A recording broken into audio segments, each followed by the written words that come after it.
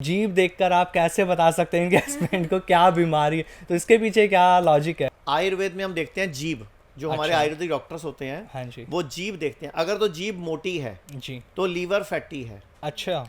एक oil pulling method है जिससे कि हम डिटॉक्स करते हैं बॉडी को, तो इसको थोड़ा सा आप बताएं। उसको हम फैटी लीवर को ठीक करने में यूज करते हैं। जी। जो आपने डिटॉक्स ऑयल वाला मेथड है, ऑयल पुलिंग एक तो मुंह की होती है जी, ऑयल जो पुलिंग। सुबह सुबह ऑयल पुलिंग करके अपने मुंह में ऑयल से कुल्ला करते हैं जी। और ऑयल को ऐसे कई डायरेक्शन में चलाते हैं। बेसिकली मुंह की और आंखों की एक्सरसाइज है। हाँ जी। एक हम ऑयल पिलाते हैं, अच्छा। उससे हम पोटियां लगवाते हैं, अच्छा उससे लीवर फैटी ठीक हो जाता है। अच्छा। गॉल ब्लैडर का स्टोन भी निकल जाता है कई लोगों का उससे। हेलो दोस्तों, कैसे हो आप सभी? एक बार फिर स्वागत है आपका हमारे पॉडकास्ट में और मैं हूं आपके साथ आमिर खान। एक नया पॉडकास्ट आप सभी के सामने फिर लेकर आए हैं। आज का पॉडकास्ट भी आप सभी के लिए बेहद खास होने वाला है। जैसे हमेशा हमारा पॉडकास्ट आप सभी के लिए खास रहता है, क्योंकि जो आज का ये पॉडकास्ट है इसमें हमारे जो खास मेहमान हैं वो आपको बहुत सारी नॉलेज देने वाले हैं आपके स्वास्थ्य को लेकर। जी, आज बात करेंगे हेल्थ को लेकर के आखिर जो हमारी ये हेल्थ है, हम मोटे होते जा रहे हैं, घुटनों में दर्द हो रहा है, या जो भी बीमारियां, इन तमाम चीज़ों पे बात करेंगे इस पॉडकास्ट में आचार्य मनीष जी से। आचार्य मनीष जी, आपका स्वागत है। जी नमस्कार। कैसे हैं आप? बढ़िया बढ़िया। आप हमारे बताइए। पॉडकास्ट में आप आए, बहुत अच्छा लगा हमें। आज आपके साथ पॉडकास्ट करने का मौका मिल रहा है। Thank you. इस चैनल से तो मेरा पुराना नाता है। मेरी शुरुआत इसी चैनल से हुई है और उसने पॉडकास्ट शुरू किया तो मुझे पता चला, मैंने कहा मुझे आना चाहिए। देखो, अभी देखिए, जैसे पॉडकास्ट से पहले हम बात कर रहे थे चर्चा, आप एक कोई कहानी बता रहे थे कि एक लेडी आपको मिली थी जब आप जा रहे थे कहीं, तो उन्होंने बताया कि जीभ देखकर आप कैसे बता सकते हैं कि हस्बैंड को क्या बीमारी है, तो इसके पीछे क्या लॉजिक है? एक्चुअल में क्या, आयुर्वेद में कई तरह से व्यक्ति की एक तो प्रकृति पहचानी जाती है जी। और क्या उसके तकलीफ आ सकती है वो पहचाना जाता है। जी। आयुर्वेद में हम देखते हैं जीभ, जो हमारे अच्छा। आयुर्वेदिक डॉक्टर्स होते हैं, हाँ जी। वो जीभ देखते हैं। अगर तो जीभ मोटी है जी। तो लीवर फैटी है। अच्छा। अगर जीभ पतली है और साइडों पे ऐसे ऐसे लहर बनी हुई है जी। तो मतलब किडनी में सिस्ट है या किडनी में स्टोन है या किडनी में इंजरी है या जी। किडनी खराब होने की तरफ चल रही है। जी। अगर जीभ में नीले रंग की दो लाइनें बन रही हैं तो इसका मतलब है आपका गॉल ब्लैडर में स्टोन है अच्छा। या होने वाला है, या लीवर में स्टोन है। जी। तो या तो गॉल ब्लैडर कट चुका है या हाँ, कटने हाँ। की तैयारी है। अच्छा, ये ये कटवा पता देते हैं ना होता लोग है। हाँ, एलोपैथी में बिल्कुल तो। बिल्कुल। और अगर जीभ में क्रैक है जी।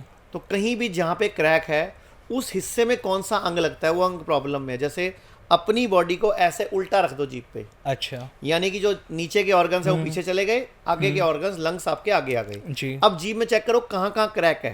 अच्छा। तो जिस जगह क्रैक है अंदाजा लगाओ वहाँ कौन सा ऑर्गन फिट आ रहा है। जी। जी। अगर पूरी जीभ बीच में से क्रैक है, कई लोगों की पूरी जीभ क्रैक होती है, अच्छा। तो मतलब पूरा का पूरा डाइजेस्टिव ट्रैक आपका डिस्टर्ब है। आपको अल्सर हो सकता है, अपेंडिक्स हो सकता है, आपको एसिडिटी हो सकती है, गैस्ट्रिक हो सकता है। जी।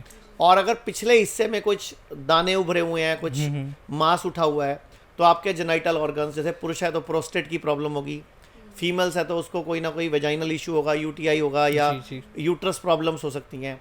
अगर अगली तरफ कटा साइडों पे तो लंग्स की प्रॉब्लम होगी। जी। तो आयुर्वेद में जीभ देख के, नाड़ी देख के, आंखें देख कर अच्छा। और धरन चेक करके, जी।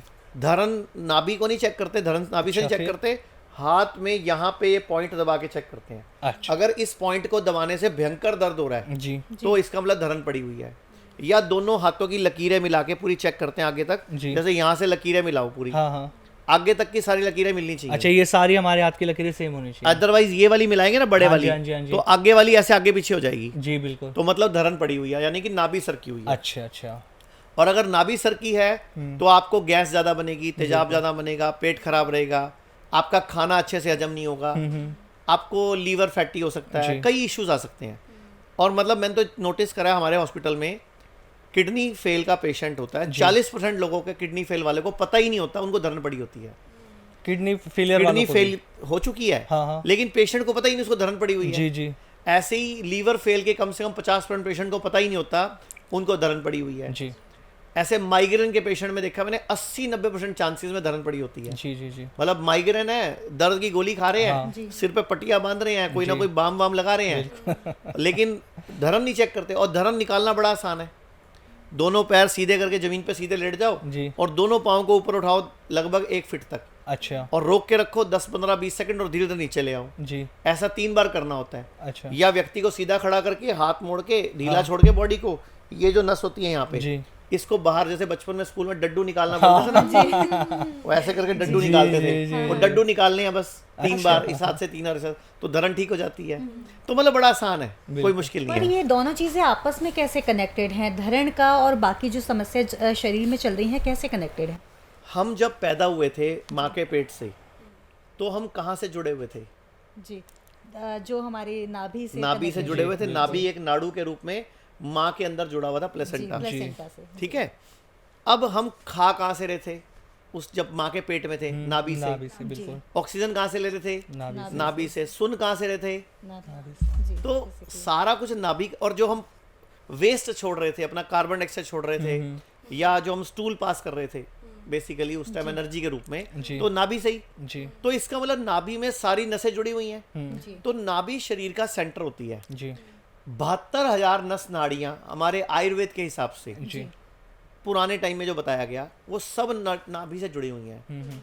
अभी सर्दियों में होठ फटते हैं, बिल्कुल, समझदार लोग कुछ ना कुछ क्रीम व्रीम लेते हैं, कोई वैसलीन लेता है, यहाँ लगाता होठों पे लगा है, लेते हैं, लेकिन जो बेवकूफ लोग हैं वो नाभि में तेल लगाते हैं। जो आयुर्वेद सबसे अब आप ज्यादा मुझे बताता है। बताओ, बेवकूफों के होठ जल्दी ठीक होते हैं कि समझदारों के? अब तो जैसा अगर जो बेवकूफ नाड़ी में लगा रहा था उसके जल्दी ठीक होंगे फिर तो वो तो। बेवकूफ है ना। जैसे आप आजकल की पीढ़ी, युवा पीढ़ी, तो हमें सबको पुरानी पीढ़ी आयुर्वेद की बात करने वाले को तो बेवकूफ कहते हैं। तो बेवकूफ लोगों की नाभि में जल्दी ठीक हो, नाभि में तेल लगा के ठीक हो जाती है। सर्दियों में 90% बुजुर्ग नाभि में तेल लगाते हैं, बिल्कुल, ना तो उनके होठ फटते हाँ जी। हैं, ना उनकी स्किन की पपड़ी उतरती है। जबकि आप देखो, एक बीमारी है, आप सुनते हो ना, सूरज में जाने से क्या होता है, वो सनबर्न। सनबर्न जी, नाभि में तेल लगा के निकलो, सनबर्न भी नहीं होता। अच्छा, अच्छा, तो वे कितना बड़ा साइंस है, जी, लेकिन हमें किसी ने सिखाया नहीं, किसी ने बताया नहीं। तो छोटी छोटी बातें हमारे आयुर्वेद में बड़ी अच्छी हैं। आयुर्वेद का ना एक सूत्र है, जी सर्वेषाणाम रोगाणाम निदानम कुपिता मला, मतलब जितने भी रोग हैं दुनिया में, जी सर्व रोग, उनका एकमात्र निदान, जी, अगर बॉडी की सफाई कर दो, कुपित मल को निकाल दो, सभी रोग ठीक हो जाते हैं। डिटॉक्स कर दो। डिटॉक्स कर दो। जी, अब डिटॉक्स में सब कुछ करना है हमें। हमने अपने आंखों को भी डिटॉक्स करना है, नाक का भी करना है, उल्टी की तरह मुंह से गंदगी भी निकालनी है, पसीना भी निकालना है, और स्टूल भी पास करना है, यूरिन भी पास करना है। जी जी, अभी किसी का भी ना तो पेट पूरा साफ हो रहा है, जी, बिल्कुल, बिल्कुल, ना किसी का भी यूरिन पूरा निकल रहा है। अब पुरुष लोग खड़े होकर पेशाब करते हैं, जी और महिलाएं इंग्लिश टॉयलेट सीट पे पेशाब करती हैं। जी, किसी का भी ब्लैडर खाली नहीं होता। आप एक काम करो, आप मेल फीमेल दोनों बैठे हो, एक बार जैसे आप यूरिन करते हो ना, जी, पूरा जोर लगा के अच्छी तरह एक एक बूंद निकाल लो, उसके बाद नीचे बैठ जाओ उकड़ू स्टाइल में, और दोबारा जोर लगाओ। जी, अब 2 4 5 बूंदे फिर आएंगी।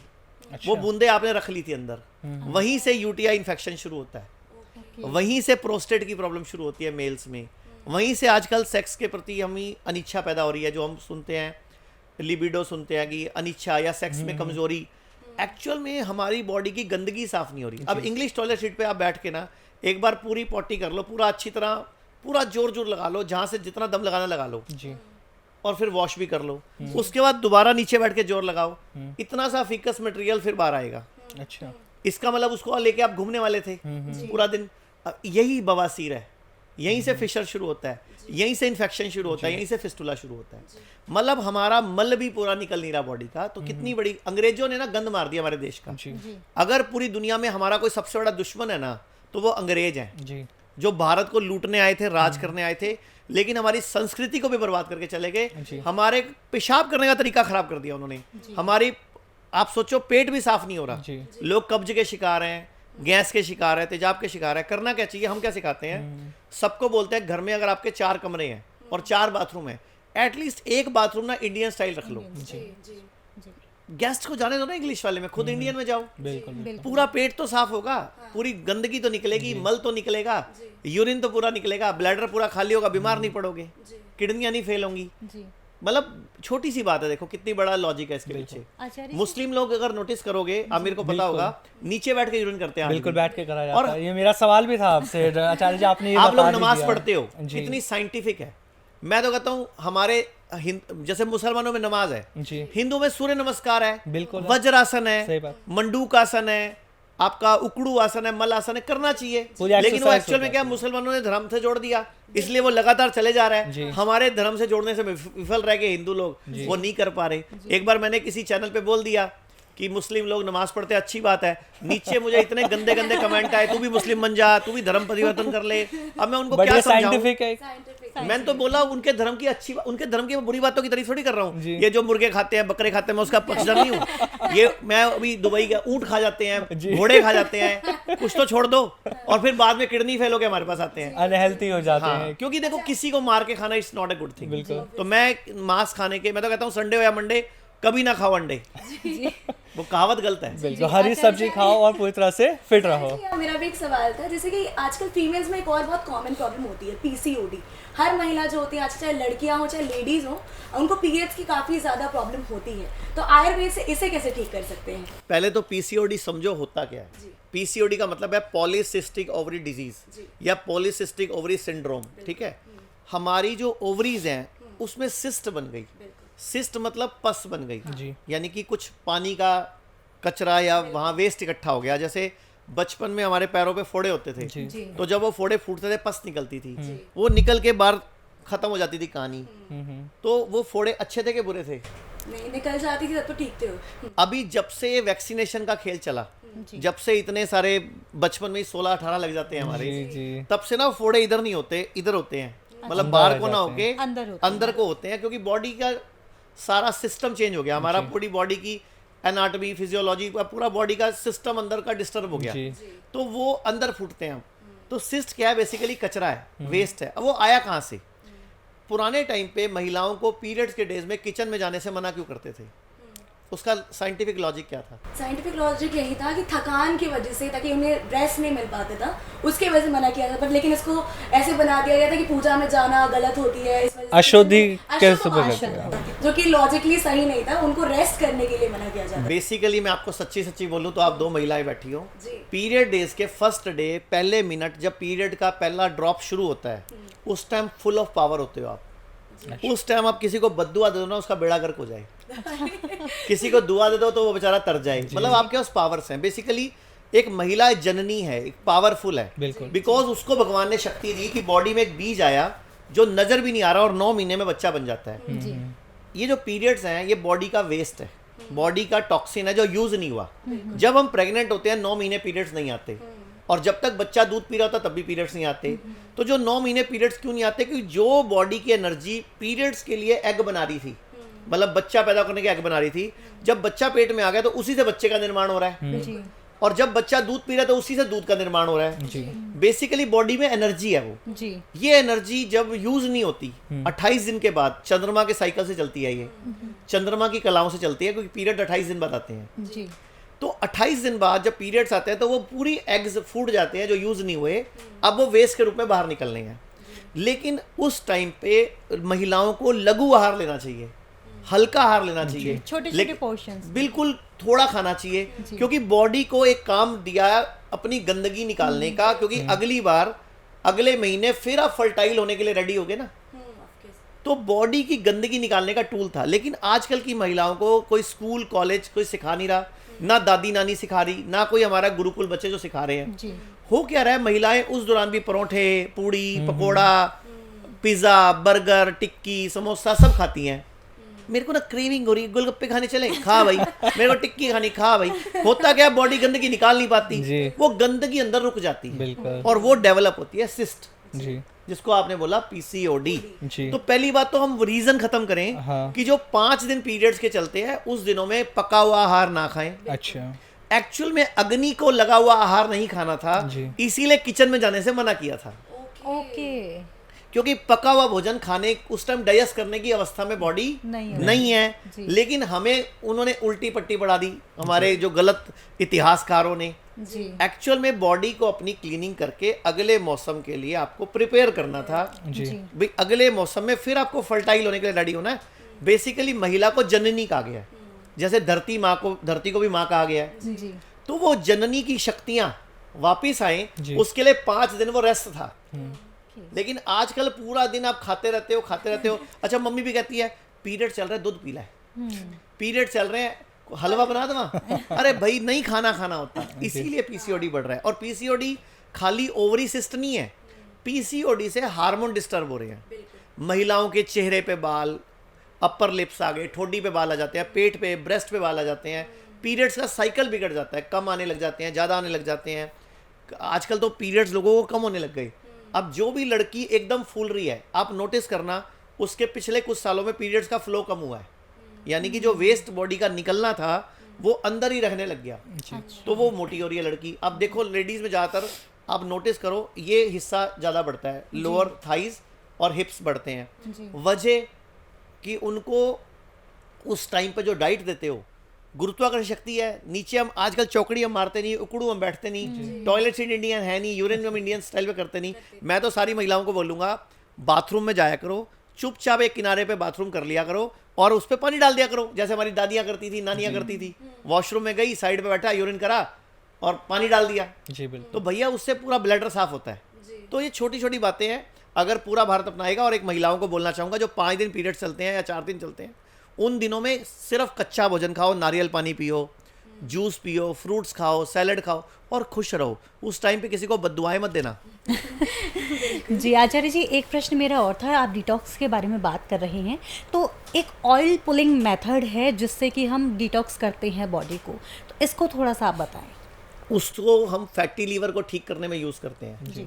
जो आपने डिटॉक्स ऑयल वाला मेथड है, ऑयल पुलिंग एक तो मुंह की होती है जी, ऑयल पुलिंग जो सुबह सुबह ऑयल पुलिंग करके अपने मुंह में ऑयल से कुल्ला करते हैं और ऑयल को ऐसे कई डायरेक्शन में चलाते हैं। बेसिकली मुंह की और आंखों की एक्सरसाइज है। हाँ जी। एक हम ऑयल पिलाते हैं, अच्छा, उससे हम पोटियां लगवाते हैं, अच्छा उससे लीवर फैटी ठीक हो जाता है। अच्छा। गॉल ब्लैडर का स्टोन भी निकल जाता है कई लोगों का उससे।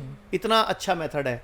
करना क्या होता है, आपको जैसे संडे को क्लीनिंग करनी है, बेसिकली जैसे आपको घर की सफाई करनी है, आप प्लानिंग करते हो ना, जी। तो ऐसे पूरी बॉडी की मुझे सफाई करनी है, संडे को करनी है, तो आप 6 दिन पहले ही ना अपने खाने में पका हुआ भोजन घटा दो अच्छा और अंगूर बढ़ा दो खाने, संतरे बढ़ा दो और सेब बढ़ा दो। अच्छा। और सेब का जूस पियो, नेचुरल वाला, डब्बे वाला जी, नहीं, जी। नेचुरल का सेब का जूस पियो।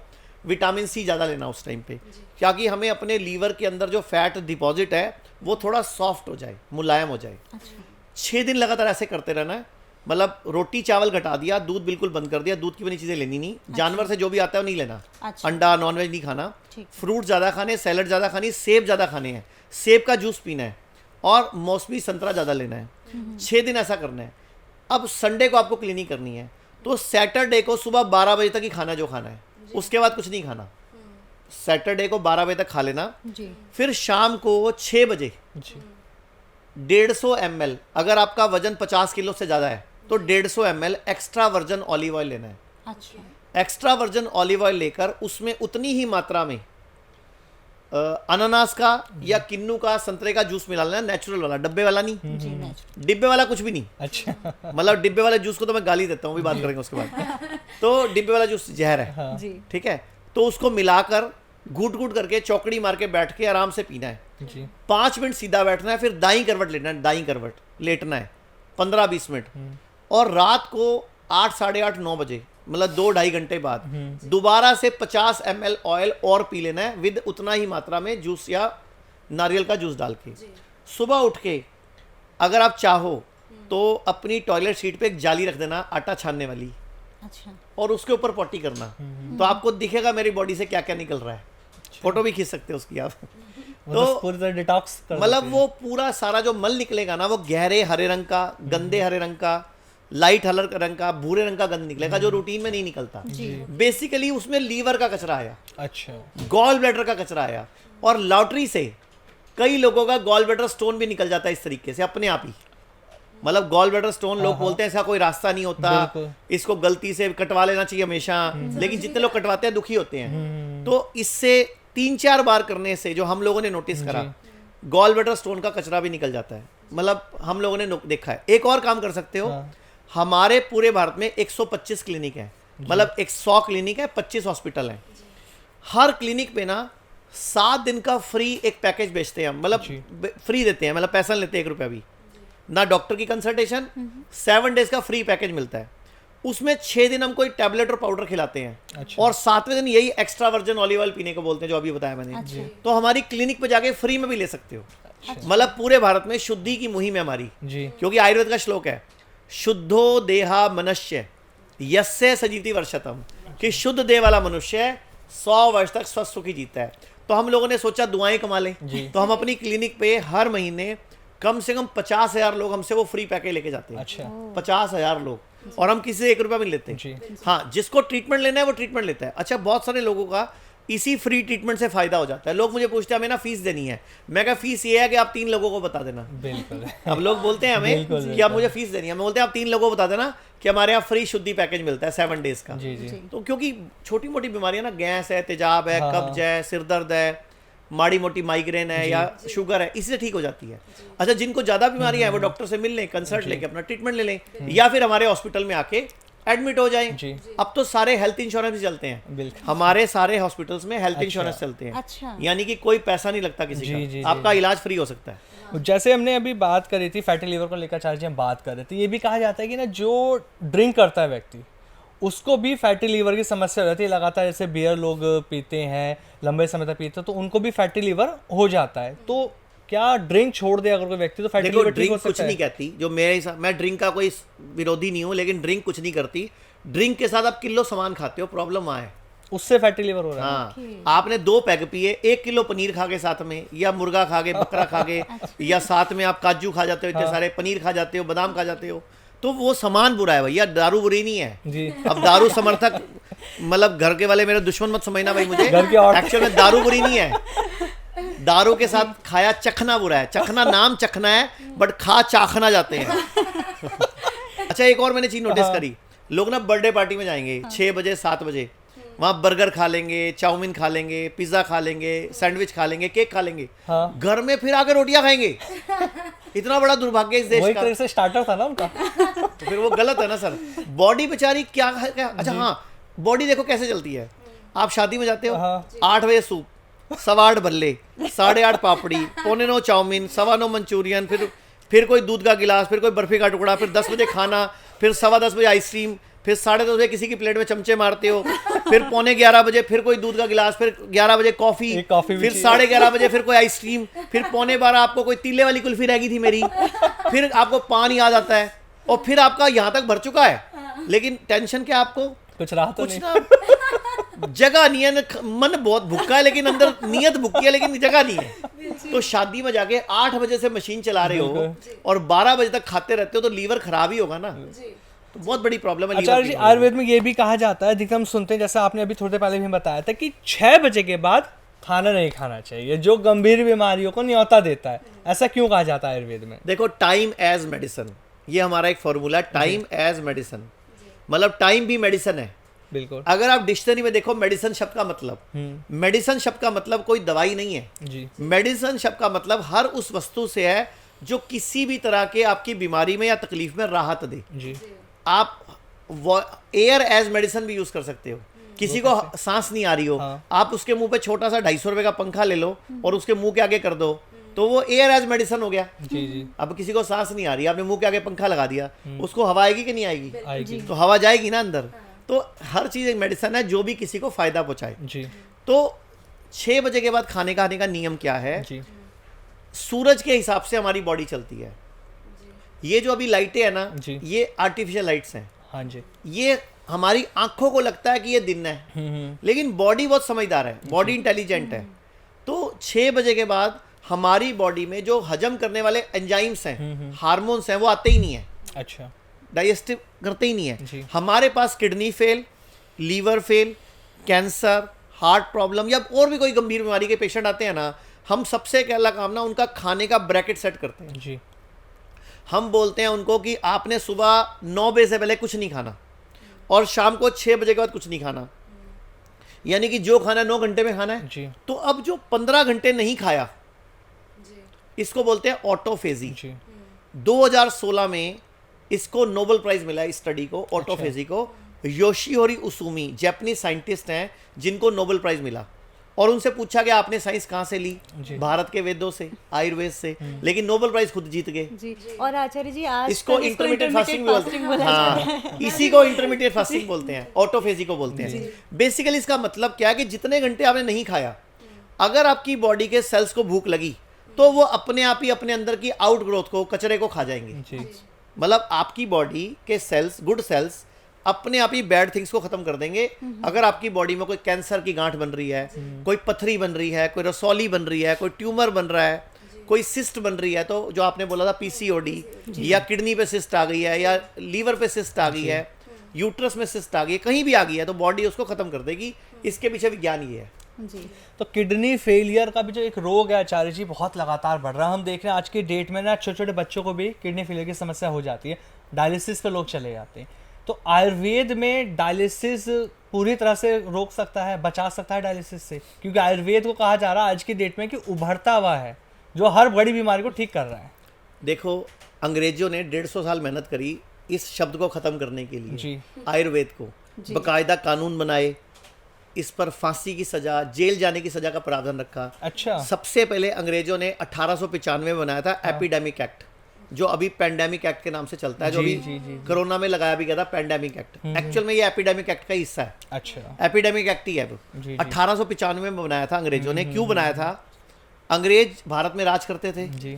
पूरी दुनिया में प्लेग फैला 1895 में, ठीक है। तो अंग्रेजों ने एपिडेमिक एक्ट बना के आयुर्वेद को पिछड़ी पत्ती घोषित कर दिया, जी। ताकि आयुर्वेद से प्लेग का इलाज ना हो सके जी। और डॉक्टरों को एलोपैथी की गोलियां ही खिलानी पड़े। तो पहली शुरुआत यहाँ से हुई। आप एक कहावत सुनते ना, बिल्ली रास्ता काट गई। जी। एक्चुअल में कहावत क्या है? बिल्ली रास्ता काट के हम बोलते काम रुक जाओ, ऐसा नहीं था। जी। एक्चुअल में जब प्लेग फैला था तब बिल्ली क्या खाती है? चूहे। और अंग्रेजों की लेडीज जो वाइफ्स हैं वो बिल्लियां पालती थी, तो गांव वाले उनसे दूर रहते थे जी। उस टाइम। अच्छा। तो एक कहावत चल पड़ी, बिल्लियों से दूर रहो। और वो धीरे धीरे वक्त के साथ बदलते बदलते बिल्ली रास्ता काट के बन गया। क्योंकि जब हम उस टाइम लोग चप्पल जूते नहीं पहनते थे, नंगे पांव घूमते थे खेतों में, तो बिल्ली का बाल पांव में लग जाता था, तो लोग कहते थे प्लेग हो जाएगा। जी। तो बिल्ली से, क्योंकि बिल्ली अगर जब चलती है ना, बिल्ली के बाल गिरते बाल हैं, गिर जाते हैं। और जब हम उसके ऊपर पैर रखेंगे तो पैर चुभ जाएगा, तो उनको लगता है प्लेग ना हो जाए। तो एक कहावत चल पड़ी, बिल्ली से दूर रहो। लेकिन वो कहावत बन की बाद में बिल्ली रास्ता काट गई। वो गाड़ी रोक के खड़े जाते लोग, कोई स्कूटर रोक के खड़े जाता है। भाई ऐसा नहीं है, बेसिकली प्लेग से बचने के लिए कहावत चली थी। ठीक है, एक बात 1895 में ये किया अंग्रेजों ने। फिर 1909 में अंग्रेजों ने एक कमेटी बनाई। ठीक है, उस कमेटी का काम था कि कैसे आयुर्वेद को तुमने खत्म करना है और एलोपैथी को स्थापित करना है। उस कमेटी ने 1922 में अपनी रिपोर्ट दी, और बकायदा जो उसके अध्यक्ष थे कमेटी के, मैं नाम भूल रहा हूं उनका भी, उनकी फोटो भी है मेरे पास, मैंने लंदन गजट से निकाली है। अच्छा। उसको अंग्रेजों ने बुला के बकायदा लंदन में सम्मानित भी किया। जी। जी। अच्छा। ठीक है, वो उसने क्या रिपोर्ट दी कि कैसे आयुर्वेद को उस टाइम बाजार मेडिसिन बोलते थे, ये चूरन चटनी, जी, ये दालचीनी। तो उस टाइम पे अंग्रेजों ने इसको खत्म करने के लिए कमेटी में ये प्लान बनाया। और उससे पहले 1916 में ये स्वाइन फ्लू फैला था पूरे वर्ल्ड में, एवियन फ्लू। जी। आप ना चेक करना, गूगल पे रिसर्च पेपर पढ़ा है कि जब भी पूरी दुनिया में एवियन फ्लू फैला था, स्वाइन फ्लू फैला था, उस टाइम भारत में जितने भी लोग मसालों की फैक्ट्री में काम करते थे, जी। उनको फ्लू नहीं हुआ था, खास तौर पे दालचीनी। तो अंग्रेजों को ये बात पता लगी कि ये तो भारतीय तो बीमारी नहीं पड़ेंगे और इनको दवाई क्या बेचेंगे। तो उन्होंने आयुर्वेद को खत्म करने के लिए कमेटी बनाई, और 1940 में एक कानून बनाया जिसका नाम रखा ड्रग एक्ट। जी। अच्छा। और 1954 में वो एक्ट नेहरू जी ने बदल के drug and magic remedy act कर दिया। जी। उसके अंदर आयुर्वेद को के बारे में बात करना, कोई भी बीमारी को ठीक करने की बात करना अपराध घोषित कर दिया। अच्छा। यानी कि मैं शुगर ठीक तो कर सकता हूं, लेकिन बोल नहीं सकता। मतलब बोलने पे पाबंदी है, चुपचाप कर दूं मैं किडनी स्टोन को आपको दवाई अश्मरी बोल के तो दवाई निकाल सकता हूं, लेकिन किडनी स्टोन बना के दवाई नहीं निकाल सकता, मैं दवाई नहीं दे सकता। मतलब डॉक्टर, ये कानून बना दिया, ये कानून है, आज भी है। आज भी अगर आयुर्वेद का कोई डॉक्टर बोल दे कि मैं शुगर ठीक कर दूंगा, उसको नोटिस आ जाएगा। आज भी आयुर्वेद का डॉक्टर बोल दे कि पी लिया ठीक हो सकता है, उसको नोटिस आ जाएगा। कर सकता है वो, कर सकता है, लेकिन बोलना अलाउड नहीं है, क्योंकि अंग्रेजों का कानून जिंदा है ना। तो अभी हम लोग लगे हुए हैं, आप लोगों के माध्यम से, चैनल के माध्यम से हम अभियान चला रहे हैं कि पूरे देश में ये कानून खत्म हो जाना चाहिए, क्योंकि ये अंग्रेजों ने अपने फायदे के लिए बनाया था। आज भी ना मेडिकल माफिया इस देश पे हावी है, हर देश में हावी है। आपको पता होगा, शायद थोड़े दिन पहले तंजानिया के राष्ट्रपति, जब कोरोना चला था, उन्होंने पपीते को, बकरी को, आम को टेस्ट किया था, वो पॉजिटिव निकले कोरोना टेस्ट में। तो आज वो तंजानिया के राष्ट्रपति है ही नहीं कहीं पे, उनकी सरकार भी गई और राष्ट्रपति भी गायब हो गया। कोरोना भी बहुत बड़ा, अब इसको हम प्लैंडेमिक बोलते हैं जी। जो जिसको आप पैंडेमिक बोलते हैं, हम उसको प्लैंडेमिक बोलते हैं। एक्चुअल में अब जैसे दुनिया की सबसे खराब गोली, चलो पॉडकास्ट मैं शुरू करता हूँ आपका। दुनिया की सबसे खराब दवाई का नाम बताओ। सबसे खराब दवाई तो आचार्य जी मैं ऐसे किसी को नहीं कह सकती, लेकिन अभी जो ट्रेंड में थी मेफ्टल्सपास। दुनिया की सबसे साइड इफेक्ट वाली दवाई का नाम बताओ। कहते हैं ज्यादा डोलो खा लेते तो वो भी इफेक्ट कर जाती है। राइट, इनको कौन बनेगा करोड़पति पुरस्कार देगा। दुनिया की सबसे खराब दवाई है पैरासीटामोल, डोलो, कालपोल। इसके इतने साइड इफेक्ट है, किडनी फेल करती है, लीवर फेल करती है, हार्ट प्रॉब्लम करती है, आपको अपंग बनाती है, आपको अंधा कर सकती है, आपको कोई भी बड़ी बीमारी दे सकती है। लेकिन हमारे घरों में प्रसाद के तौर पे बुखार में दवाई खाई जाती है। बिल्कुल। तो फिर बुखार में दवाई नहीं खानी चाहिए। हम देख रहे हैं ना आचार्य जी कि सर में दर्द हुआ, कमर में दर्द हुआ, पेन किलर खा लो। तो ये पेन किलर सबसे ज्यादा लोग खा रहे हैं आज की पेन डेट किलर के में। ऊपर एक वार्निंग छपी आ रही है आजकल की इससे किडनी फेल होती है, पढ़ो आप। मैं वही चीज आपसे पूछा। अच्छा, जो सुबह सुबह एसिड की गोली आती है उसको पढ़ो, उससे भी किडनी फेल होती है। जो लोग गुलाबी शरबत खाते हैं ना, जो डाइजीन और पेंटाजोल, इस तरह की दवाइयां आती हैं, पेंटासिड जो आती हैं, इन सब पे वार्निंग लिखी आती है किडनी फेल करती है। तो आप बताओ मुझे एलोपैथी की कोई एक दवाई का नाम बताओ, मैं 1 लाख रुपए दूंगा जो भी कोई गोली किसी एक बीमारी को ठीक करती हो, लेकिन पेपर पे चाहिए, मुझे बोलने में नहीं चाहिए। ऐसा तो शायद अभी हमारे पास मैं 1 लाख रुपए पर गोली देने को तैयार हूँ। इसलिए आयुर्वेद सबसे ऊपर है। आयुर्वेद ही है एक्चुअल में। जो सर्जरी भी डेवलप हुई है एलोपैथी में, वो आयुर्वेद की शुश्रत से, ऋषि से तो ली है। जी। यहाँ से जर्मनी लेके घुमा के इधर यूरोप ले गए। तो आयुर्वेद डायलिसिस में फिर आऊंगा। हाँ। डायलिसिस को बंद कर सकते, क्योंकि देखिए देखो, एलोपैथी में अगर हम बात करें आयुर्वेद नहीं बंद कर सकता, व्यक्ति स्वयं कर सकता है। तो उसके लिए क्या करना चाहिए? व्यक्ति को अपनी इच्छा शक्ति बढ़ानी होती है, कहना मानना होता है, परहेज करना होता है। मतलब कोई भी बीमारी, डायलिसिस की बात नहीं कर रहा मैं, cancer, kidney fail, liver fail, heart problem, कोई भी बड़ी बीमारी, हमारा शरीर जो है ना, ये स्वयं भगवान है। जी। ये हम भगवान के अवतार हैं। तो हम सब भगवान हैं और हमें शक्तियां हैं। आप लोग वेदों को मानते हो, बिल्कुल ग्रंथों को मानते हो। बिल्कुल। भगवत गीता में भगवान श्री कृष्ण ने हमें अपनी संतान बताया है। जी। सामवेद में भगवान ने हमें अपनी छवि बताया है। जी। ऋग्वेद में भगवान लिख रहे हैं कि जब मैंने दुनिया बनाई, पहाड़ बनाए, नदियां बनाई, पेड़ पौधे बनाए, जलचर बनाए, उभयचर बनाए, नभचर बनाए, समझ गए? जलचर मतलब पानी में तैरने वाले जीव, उभयचर मतलब चलने वाले जीव, नभचर मतलब उड़ने वाले जीव बनाए। तो मैंने सर्वश्रेष्ठ रचना करी मानव की, यानी कि हमें बेस्ट बताया भगवान ने। तो अगर हम बेस्ट हैं तो हम बीमार क्यों पड़ रहे हैं? वजह हम गलत टाइम पे खाना खा रहे हैं, गलत टाइम पे सो रहे हैं और कोई भी पौष्टिक चीज नहीं खा रहे। मैं आपसे सवाल करता हूँ मैडम, सुबह से अब तक क्या क्या खाया है? हाँ, आपका सवाल बहुत अच्छा है आचार्य जी। सुबह मैंने फल खाए थे नाश्ते में, उसके बाद में फिर खाना खाया। क्या खाया खाने में? खाने में दाल चावल रोटी सब्जी। ठीक है, दाल भी और रोटी भी और सब्जी भी जी और चावल भी। जी। कभी भी रोटी और चावल इकट्ठे नहीं खाने होते। अच्छा। लेकिन किसी ने नहीं बताया आज तक हमें। हाँ जी। गेहूं और चावल दोनों का डाइजेशन का टाइम डिफरेंट है, दोनों का ग्लाइसेमिक इंडेक्स डिफरेंट है, जी। दोनों को डाइजेस्ट करने में बॉडी पे लोड पड़ता है। जी। एक टाइम पर एक अनाज खाना होता है, या गेहूं या चावल। अच्छा, आपने गेहूं चावल खाए, मुझे गेहूं चावल के पौष्टिक तत्व बताओ, उसमें फाइबर कितना होता है?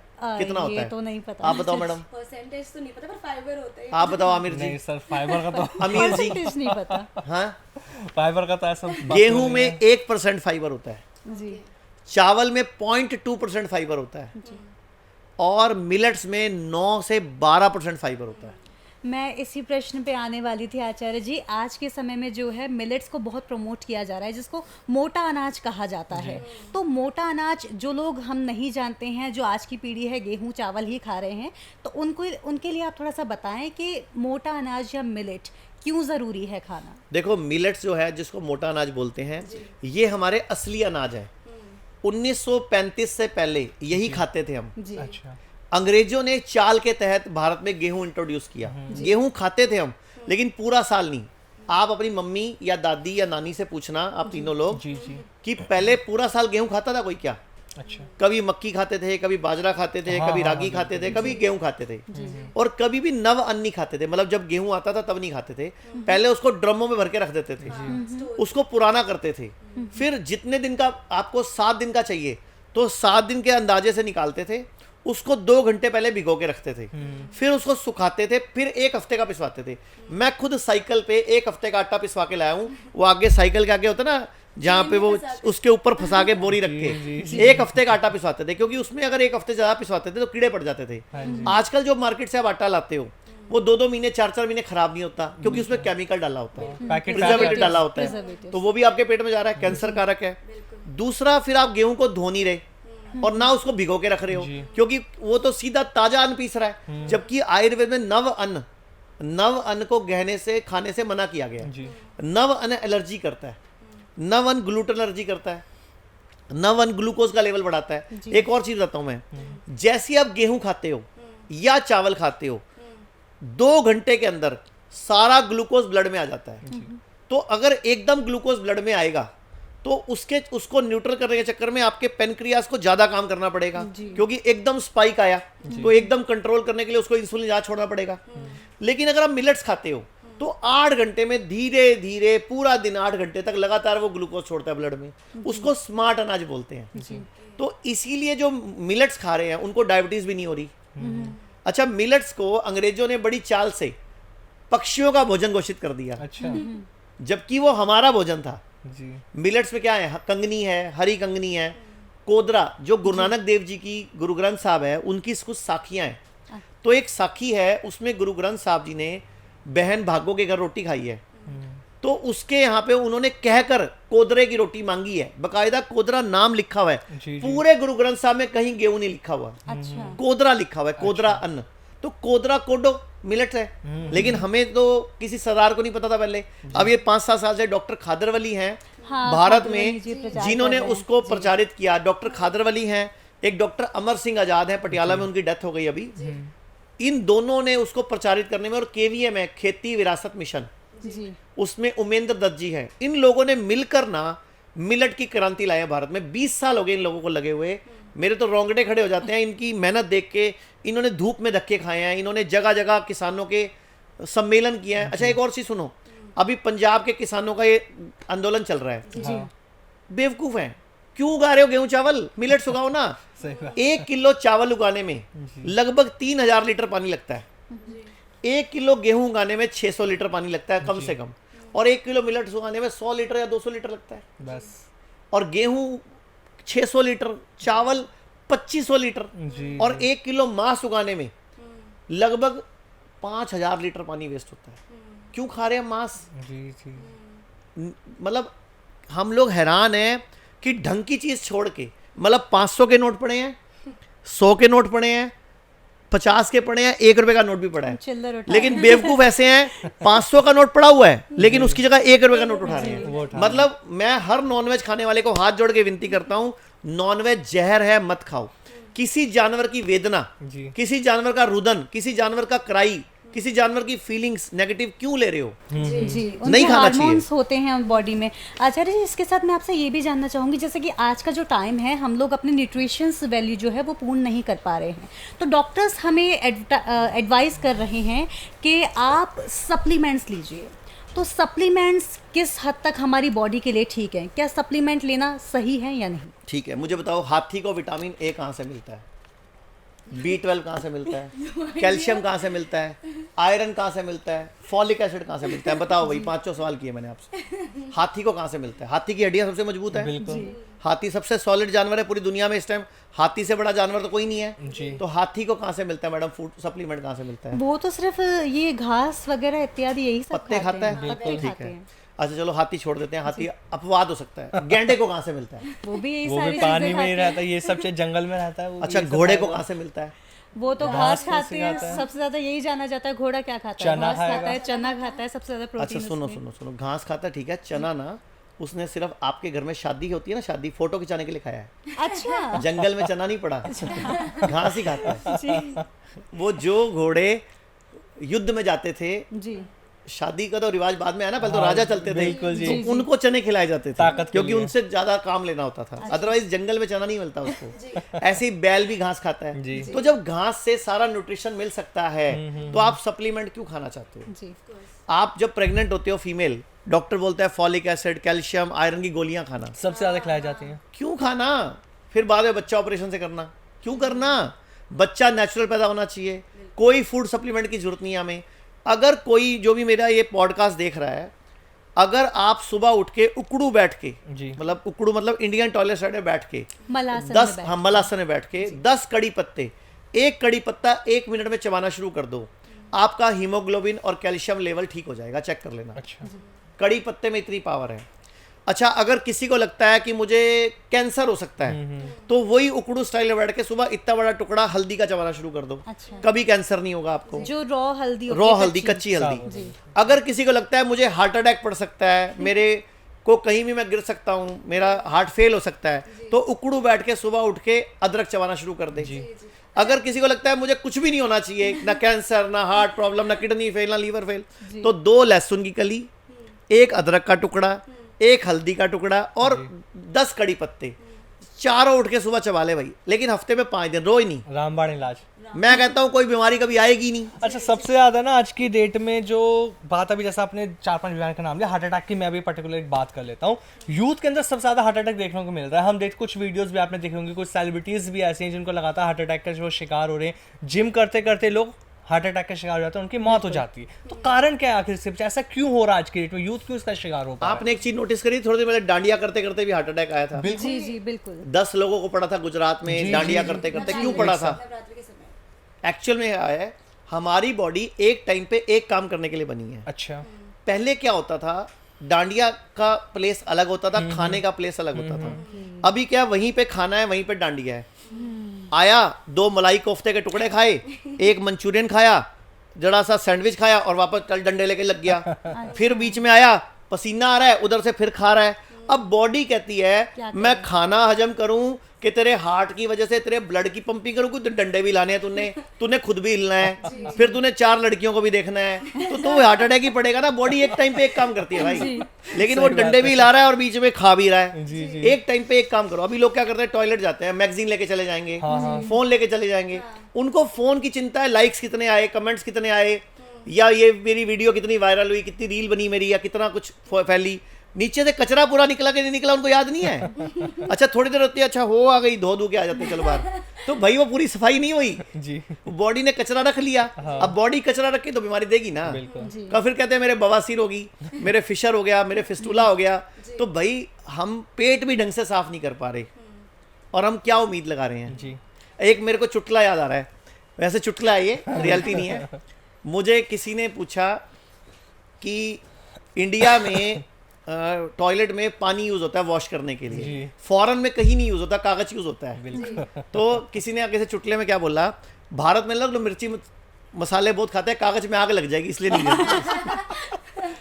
जबकि ऐसा कुछ नहीं है भाई, ये जस्ट एक चुटकुला था जो अभी थोड़ी देर पहले हमने फीवर की बात की थी, आपको बताने वाले थे पर वो सवाल रह गया था कि फीवर को ठीक करने के पेन किलर ना खाए या फीवर की दवाई ना खाए, पर क्या करें वो आप बताना चाहूँगा। जी, मैं आप लोगों से सवाल पूछता हूँ, आप तीनों ने कभी किसी ने कोई जानवर पाला आज तक? कोई कुत्ता पाला है?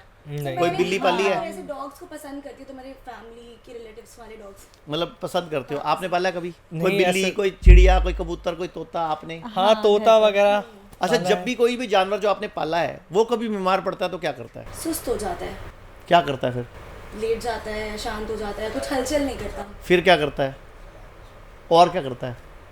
वॉमिट कर देते हैं मोस्टली, देखा जाता है। तो उससे खाना पहले क्या पीना करता है? छोड़ देता है खाना वो। पीना छोड़ खाना पीना छोड़ देता है। अच्छा, डॉग को तो नॉनवेज पसंद है, बिल्कुल। जी अगर उसने खाना पीना छोड़ दिया और आगे उसके आप बटर चिकन रख दो तो खाएगा क्या? नहीं खाए, तंदूरी चिकन, नहीं करीम का, कुछ नहीं खाए। किसी हैदराबादी बिरयानी वाले का नहीं खाएगा, मतलब स्वाद भी नहीं खाएगा। जी क्या करेगा? नहीं खाएगा। नहीं खाएगा। लेकिन इंसान बीमार हो तो ये भी खा लेते पीली हैं, दाल वो दे भी दो, खा लेते हैं। खिचड़ी दे दो, दलिया दे दो। अच्छा, कई बार बंदा कहता है मेरा ना मुंह कड़वा है, मैं नहीं खाऊंगा। मम्मी आती है, जरा सा खा ले, नहीं मेरा ना मूड खराब है, नहीं खाऊंगा, कसम लगे खा ले। ये हमारे देश में खिलाते हैं उल्टा। जानवर, अच्छा वो जो जानवर आप कह रहे हो जो नहीं खाता, वो कौन से स्कूल में जाता है? कहीं तो किसी कोई स्कूल में यूनिवर्सिटी का मेंबर है वो? नहीं। कोई ट्यूशन व्यूशन लगा रखी है उसकी आपने? उसकी मम्मी ने ट्रेनिंग दी उसको? उसके पापा ने? किसी ने भी ट्रेनिंग दी उसको? फिर वो कैसे छोड़ देता है खाना? उसकी समझदारी है वो। समझदारी। और हमारी ना समझदारी है वो। हाँ। तो जानवर जब बीमार पड़ते हैं खाना छोड़ देते हैं। तो जब भी पहली बात, कभी भी कोई वायरल इन्फेक्शन आए, वायरल बैक्टीरिया का इन्फेक्शन आए, कभी कोई कील लग जाए, कुत्ता काट ले, बिल्ली काट ले, कोई जहरीला पौधा टच हो जाए, कुछ आप जहर निकल लो, कुछ भी हो जाए ऐसा, तो सबसे पहले 3 दिन के लिए खाना छोड़ दो। अच्छा। चिकनगुनिया हो जाए, डेंगू हो जाए, मलेरिया हो जाए, टाइफाइड हो जाए, या जुकाम खांसी बुखार का पहला लक्षण ही आ जाए, उसी टाइम खाना छोड़ दो। मतलब खाना उस टाइम ना मतलब खाना नहीं खा रहा। ठीक है ना? खाने का नाम ही है खाना। पता नहीं समझ लोगों ने उसको खाना कैसे बना लिया। एक्चुअल में खाने का नाम भोजन है। जी। भोजन खाना चाहिए, जो हम कर नहीं रहे। भोजन खाना चाहिए, लेकिन हमने खा लिया सही तो बात है। हमें क्या करना है, उस टाइम खाना छोड़ देना है जी और फ्रूट्स खाने हैं, सैलड खानी है, नारियल पानी पीना है। जिनमें प्राण ऊर्जा ज्यादा है बेसिकली। मौसमी एंड फूल, मौसमी फल। हर नेचुरल चीज में प्राण ऊर्जा है। जी, जो ठीक बिना है, पकाए। हाँ, बिना पकाए कच्चा मौसमी का जूस, संतरे का जूस, किन्नू का जूस पीना है। और करना क्या है, इमीडिएटली 3 घंटे में 100 में से 90 लोगों को ठीक हो जाएंगे। जी। अच्छा। एक बड़ी बाल्टी लेनी है, 40 से 42 डिग्री पानी गर्म करना है अच्छा और घुटने तक उसमें पाँव डुबो लेने हैं अच्छा। आधे घंटे के लिए कम से कम। जी। और पानी के टेम्परेचर को ना मेंटेन रखना है। जी अगर पानी ठंडा होने लगे तो ठंडा निकालते जाना है, गर्म भरते रहना है, मतलब टेम्परेचर मेंटेन करना है। जी। अगर घर में बाथटब है तो इतनी बॉडी तक उसमें पानी भर के बैठ जाओ, नहीं तो बाल्टी में इतने पाउंड डुबो लो। और गरम गरम पानी ही घुट घुट करके सब सिप करके पियो। या गिलोय ले लो, गिलोय की डंडी, उसको उबाल के उसका काढ़ा बना लो, दालचीनी डाल के, और उसका काढ़ा पियो साथ साथ। आप हैरान हो जाओगे, 100 में से 90 लोगों का बुखार एक ही बार में उतर जाएगा। ये साइंटिफिक है, प्रूवन मेथड है ये। इसको lower leg hot water immersion बोलते हैं। अच्छा। और वो डाइट बताइए, इसको फ्लू डाइट बोलते हैं, 3 स्टेप फ्लू डाइट। अब क्या करना है, अगर 90% हो गया, आप ठीक हो गए, खाना नहीं खाना 2-3 दिन अब, क्योंकि बॉडी अब उस वायरस से लड़ रही है, उस बैक्टीरिया से लड़ रही है। उसके बाद क्या करना है, अगर बुखार नहीं चढ़ता, दोबारा चढ़ता है तो दोबारा फिर कर लेना शाम को या अगले दिन सुबह, लेकिन खाना नहीं खाना, रोटी चावल नहीं खाना, दूध नहीं पीना। आचार्य जी, वीकनेस नहीं आएगी बॉडी मैडम में? वीकनेस है। जी। अच्छा, आप अब बॉडी में अगर वीकनेस है तो लीवर भी वीक है, जी आमाशय भी वीक है, जी छोटी आंत भी वीक है, जी, तो खाना कैसे हजम करेंगी वो? बिल्कुल। इसीलिए फ्रूट, मैं वीकनेस के लिए। फ्रूट्स खाने हैं। अच्छा, हाथी क्या खाता है? यही रोटी सारा चावल तो नहीं चीज़ें। खाता, उसमें वीकनेस है क्या? बिल्कुल नहीं। अच्छा, फिर और बताओ मुझे, हिरन क्या खाता है? यही सारी आपको चीज़ें। पता है हिरन और चीते की रफ्तार में, हिरन की रफ्तार 20 किलोमीटर फालतू है चीते से, मालूम आपको ये बात? हिरन की चीते से की भी? रफ्तार 100 किलोमीटर प्रति घंटा है, हाँ है। हिरन की रफ्तार 120 किलोमीटर प्रति घंटा है। फिर भी चीता शेर हिरन को क्यों पकड़ लेता है? डर की वजह से। क्योंकि वो बार बार पीछे मुड़ के देखता है, जी, तो उसकी उसकी स्पीड जो रफ्तार है उसकी वो स्पीड कम हो जाती है डर की वजह से और पीछे मुड़ के देखने की वजह जी से। जी जी। आप भागते भागते पीछे मुड़ के देखोगे, बिल्कुल। स्पीड मान लो एक चोर भाग रहा है और पुलिस वाला पीछे है और वो पीछे मुड़ मुड़ के देख रहा है, उसकी स्पीड कम हो जाएगी ना। तो हिरन की रफ्तार ज्यादा होने के बावजूद भी शेर उसको पकड़ लेता है, जी इसलिए क्योंकि वो डर रहा है। तो स्पीड जो है ना, अब मुझे बताओ, हिरन की इतनी स्पीड है, शेर की स्पीड उससे कम है। हिरन वेजिटेरियन है कि नॉन वेजिटेरियन है? वेजिटेरियन। तो वेजिटेरियन की स्पीड इतनी तेज कैसे हो सकती है? तो हमें उस टाइम पे नेचुरल खाना तो खा रहे हैं ना, जी, जी, जी। नारियल पानी पी रहे हैं, जी जूस पी रहे हैं, फ्रूट्स खा रहे हैं, सैलेड खा रहे हैं। आपको ज्यादा भूख लग रही है, आप स्प्राउट्स ले लो, जी हाँ अंकुरित चाट ले लो, जी आप चने उबाल के ले लो, मूंगफली बॉईल करके ले लो, मूंगफली का दूध पी लो, जी नारियल का दूध पी लो, बादाम का दूध पी लो, काजू का दूध पी लो, जी। लेकिन गाय भैंस का दूध मत पियो। ठीक अच्छा चलो, मैं आपसे सवाल करता हूँ, गाय हमारी माता है। अकल बड़ी के, भैंस गई भैंस, पानी में। काला अक्षर, भैंस बराबर। जिसकी लाठी, उसकी भैंस उसकी भैंस हाँ। भैंस के आगे, बीन बजाना। ये सारी कहावतें भैंस पे क्यों हैं? गाय पे एक ही है हमारी माँ, जी तो फिर भैंस पे इतनी सारी कहावतें इसलिए कि हमारे पूर्वज ये कहना चाहते थे कि गलती से भी भैंस का दूध मत पीना। मत। भैंस का दूध पीने लायक लेकिन सब साथ चलन में आज के डेट में हम यही देखते हैं। कितने देश है दुनिया में? तो 200 देश मान लेते हैं। हाँ। पूरी दुनिया में 200 देशों में भैंस का दूध कौन पीता है? अमेरिका पीता है, भारत में सबसे ज्यादा अमेरिका पीता पीता है? नहीं। जापान पीता है, कोरिया पीता है, चाइना पीता है, रशिया पीता है? नहीं। अगर भैंस का दूध गाढ़ा है, सफेद है, पौष्टिक है, तो वो क्यों नहीं पीते? क्योंकि उनको पता है ये जहर है। अच्छा। और हम भारतीय बेवकूफ हैं, हमारे पूर्वजों ने कहावतों के माध्यम से सिखाया भी, लेकिन हमें समझ नहीं आया।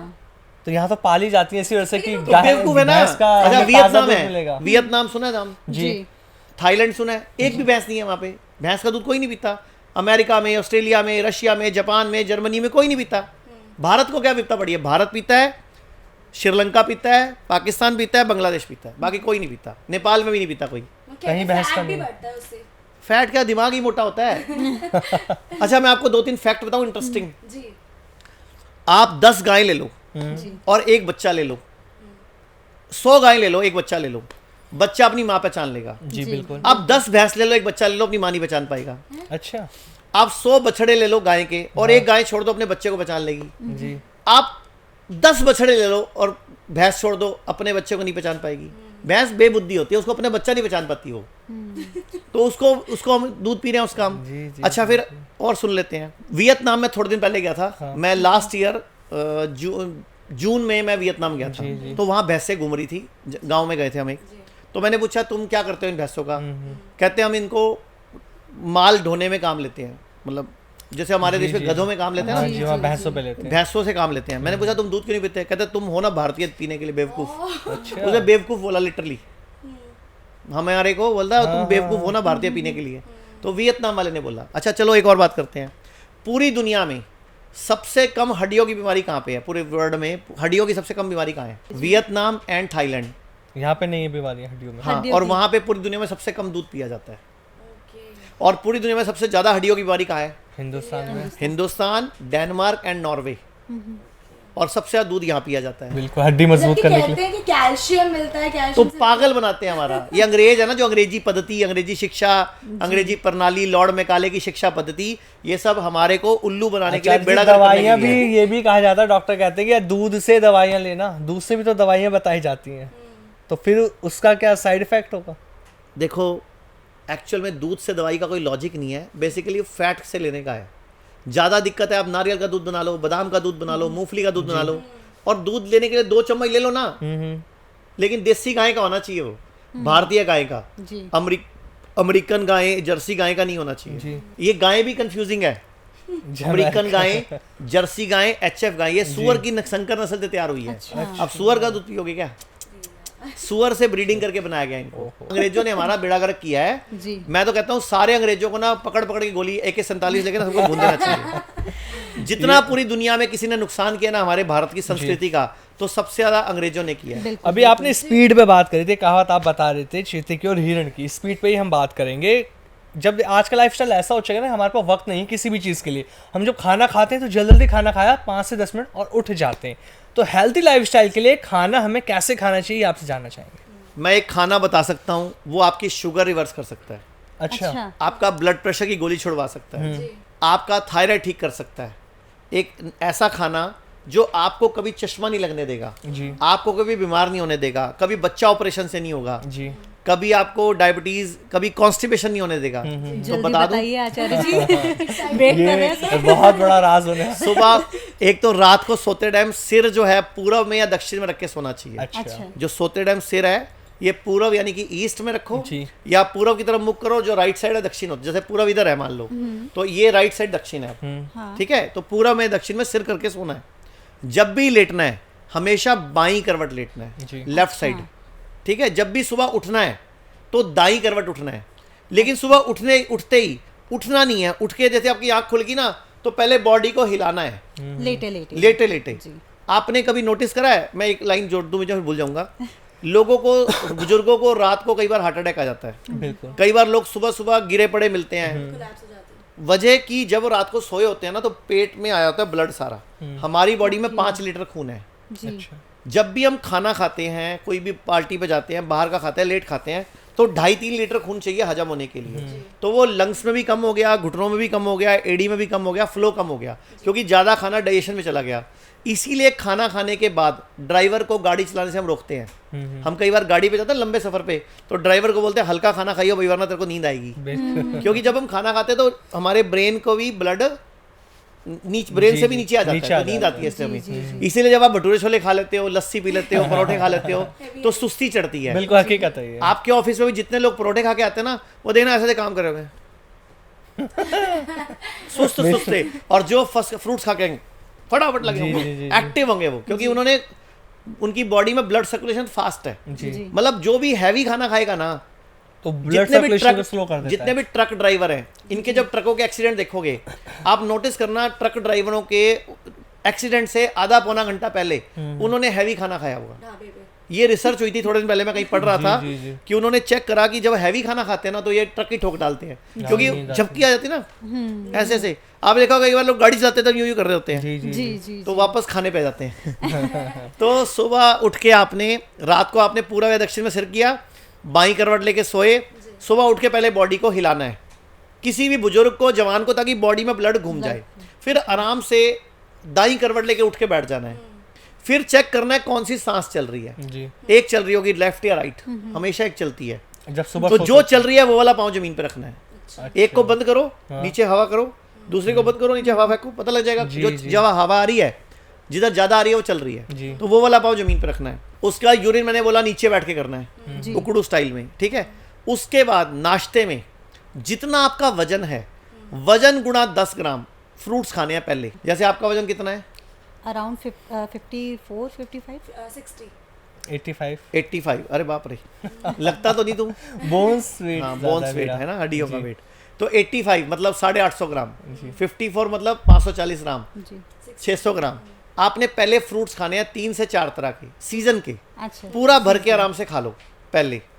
उसके ऊपर से जो दिल करे वो खा लो। रोटी खानी है, चावल खाने हैं, चिवड़ा खाना है, दलिया खाना है, स्प्राउट्स, इडली, ढोकला, कॉर्नफ्लेक्स, जो भी खाना है खा लो, जी लेकिन पहले फ्रूट खा के। फ्रूट मतलब प्लेट 1, जी। फिर जो भी खाना है उसको प्लेट 2 बोलोगे। मतलब आप 2 प्लेटें बना लो, प्लेट 1 प्लेट 2, लेकिन इकट्ठी मत रखना, हाँ। फिर वो कंट्रोल नहीं होता। एक साथ फिर क्या दोनों बनना चलेगा। पड़ता है, एक ग्राही इधर से एक खीरा, एक ग्राही इधर से एक सेब का टुकड़ा, ऐसे नहीं करना। पहले ये फिनिश करेंगे फिर ये खाएंगे, और दोनों में गैप नहीं होगा। अच्छा। अभी खत्म, अभी ये शुरू। जी लोग गैप कर देते हैं कहीं 15 मिनट का, आधे घंटे का, नहीं। तो प्लेट 1 प्लेट 2 ऐसे खा लिया, नाश्ता हो गया। तो वजन गुणा 10 ग्राम का फॉर्मूला लगेगा सुबह। जी। अब दोपहर को और शाम को लगेगा फॉर्मूला वजन गुणा 5 ग्राम का। जैसे आपका वजन है 60 किलो तो 300 ग्राम, आपको 250 ग्राम, आपको 400 ग्राम। पहले सैलड खानी है, जो भी खीरा, टमाटर, मूली, प्याज, ककड़ी, जो भी खाना है वो खाओ। सफ़ेद नमक नहीं डालना। अच्छा। सफ़ेद नमक कहीं नहीं डालना, ना दही पे, जी। ना रायते पे, ना सलाद पे, ना फ्रूट पे, ना लोगों के जख्मों पे, कहीं नहीं डालना। कई लोग छेड़ते हैं ना जख्म में नमक डाल के, तो सफ़ेद नमक नहीं डालना।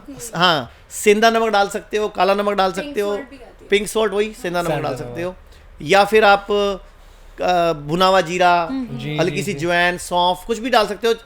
चटनी, चूरन बना लो, अमचूर 5 तरह का बना लो, ठीक है। उसके बाद सैलड खानी है अपने वजन गुणा 5 का फार्मूला, और ऊपर से जो भी रोटी, चावल, जो भी खाना है, एक चीज़, रोटी या चावल में से एक चीज़, और जो खाना है खाओ, कोई दिक्कत नहीं। शाम को आपने पहले वही वजन गुणा 5 का फॉर्मूला, ऊपर से जो खाना है वो खा लो। जी। ये आपका डाइट चार्ट हो गया। अब इस दौरान अगर आपको शुगर की गोली छोड़नी है या इंसुलिन छोड़ना है, जी। तो आप कुछ दिन के लिए शाम वाली प्लेट 2 उड़ा दो, अच्छा अच्छा। प्लेट 1 कर लो, प्लेट 2 उड़ा दो शाम वाली, थोड़े दिन के लिए। और सुबह वाली और दोपहर वाली में भी थोड़ा गैप बढ़ा दो। अच्छा मतलब पहले वाली हजम हो जाए तब तक दूसरे वाली मत खाओ। भारत भगवान ने ना गलती कर रखी है, यहाँ पे ना शीशा नहीं लगाया, दिखता रहता कि सुबह वाला कहाँ पहुँचा, अच्छा यहाँ है अभी, अच्छा ओके, अच्छा। अब तो बंदे को पता होता भी पहले वाला तो जमुआ नहीं, अब कैसे खाऊं मैं। और ऐसे करते ही आपकी शुगर की गोली, इंसुलिन आपको विद इन 7 डेज, इसको बोलते हैं DIP डाइट। अच्छा ये डाइट निकली कहाँ से है? 1985 में एक चाइना स्टडी हुई है, वर्ल्ड की सबसे बड़ी स्टडी है फूड के ऊपर, जी। चाइना स्टडी, उसके अंदर से ही निकली है। तो आपने बिल क्लिंटन का नाम सुना है, अमेरिका के राष्ट्रपति थे। बिल क्लिंटन जब खुद बीमार पड़े, चेल्सी उनकी बिटिया है, उसकी शादी थी, जी। और उनके लंग्स कोलैप्स हो गए थे और उनको हार्ट में स्टंट डालने की नौबत आ गई थी। जी। बिल क्लिंटन ने इसी DIP डाइट से, फ्रूट और सैलड खा के, वीगन डाइट से अपने आप को, बेसिकली इसको वीगन डाइट बोलते हैं वो लोग, जी, वीगन डाइट से उसने अपने आप को स्टंट भी नहीं डलने दिया, हाँ। लंग्स भी ठीक किए, अपनी शुगर भी रिवर्स करी, और 10 किलो वजन भी घटाया। अच्छा। और इसी डाइट से अभी कुछ टाइम पहले भारतीय है कॉमेडियन, जी जी। उसने 16 किलो हमारे हॉस्पिटल में आके घटाया इसी डाइट से। हाँ, तभी वो इतना पतली दिख रही है। हाँ, जो भारतीय पतली हुई है वो हमारे यहाँ हुई है। अच्छा। ठीक है, वो credit goes to us, our hospital, our doctors, हमारी टीम 2300 लोगों की टीम है भाई। जी। और जब 2012 में मैं अकेला था, जब आपके चैनल पे आता था, बिल्कुल। उस टाइम हमारा कॉल सेंटर भी था। उसके बाद भारती की मम्मी, उनकी किडनी फेल हो गई थी, और उनको कोकिलाबेन हॉस्पिटल में जवाब मिल गया था कि ले जाओ, सेवा करो, जी। अब मुश्किल है, डायलिसिस करेंगे भी तो शायद ये नहीं बचेंगी। ये बात है 2022 की दिसंबर के लास्ट वीक की। मैं लंदन में था उस टाइम, मुझे भारती का फोन आया, थोड़ी परेशान थी, रो रही थी। तो मैंने पूछा क्या हुआ, कहते डॉक्टर ने जवाब दे दिया कि डायलिसिस से भी शायद इनकी जान अब नहीं बचे। और आप हैरान होंगे, आज फरवरी चल रहा है 2024, मार्च, जी 1 साल 2 महीने हो गए, भारती की मम्मी का एक भी डायलिसिस नहीं हुआ। अच्छा। 9 साल से इंसुलिन ले रही थी, पिछले 12-14 महीने से एक बूंद भी इंसुलिन नहीं ली, 11 गोलियां खाती थी, वो बंद हो चुकी हैं, और भारती की मम्मी अच्छी खासी घूम रही है इसी डाइट को फॉलो करके और आयुर्वेद के पंचकर्मा को फॉलो करके। जी फिर भारती को देख के, जो भारती के हस्बैंड है हर्ष, जी। उनकी मम्मी को भी डायबिटीज थी, उनके भी इंसुलिन चल रही थी, उनकी भी इंसुलिन बंद है आज 1.25 साल से। फिर उनको देख के राजीव ठाकुर है कपिल के शो में, कॉमेडियन जो, जी जी उसके पापा मम्मी दोनों हमारे हॉस्पिटल में रहे आके, मेरठ वाले में, अच्छा। जो एशिया का सबसे बड़ा इंटीग्रेटेड हॉस्पिटल है, 1000 बेड का है वो, ओ उसमें आके रहे वो। तो राजीव ठाकुर के पापा को किडनी प्रॉब्लम है, मम्मी को गठिया है। जी फिर कपिल शर्मा की मम्मी से भी बात हुई, उनके घुटने भी खराब हैं। हाँ जी सोचो ऐसे कितने सेलिब्रिटीज हैं जो फिर हमारे यहाँ आके किसी का घुटना, किसी की कमर, सब ठीक हुए। मैं आपको एग्जांपल देता हूँ, एक एडवोकेट है, एडवोकेट अश्विनी उपाध्याय, जी जी सुप्रीम कोर्ट के एडवोकेट हैं, उनको PIL मैन ऑफ इंडिया भी बोलते हैं। अच्छा उनके फादर को दिल्ली के 3 बड़े हॉस्पिटलों ने बोला कि घुटना ट्रांसप्लांट करना पड़ेगा। जी। उनका फोन आया, क्या करें? मैंने कहा ले आओ जी, ट्रांसप्लांट कराना ही है तो पहले 10 दिन हमें दे दो, 15 जी, दिन दे दो। उनके पापा ने 10 दिन लगाए, 7 महीने हो गए, वही घुटना, आज साइकिल भी चलाते हैं, खेतों में काम भी करते हैं, और कोई ट्रांसप्लांट नहीं हुआ। तो एक बार किसी भी डॉक्टर की बातों में आके सारे दर्शक सुन लो, कोई ट्रांसप्लांट, कोई ऑपरेशन, कोई कीमोथेरेपी, कोई रेडियोथेरेपी, कोई डायलिसिस नहीं कराना। पहले आयुर्वेद में बात तो करो, इसी देश का है, उसके बाद नहीं आयुर्वेद करता जाओ एलोपैथी में।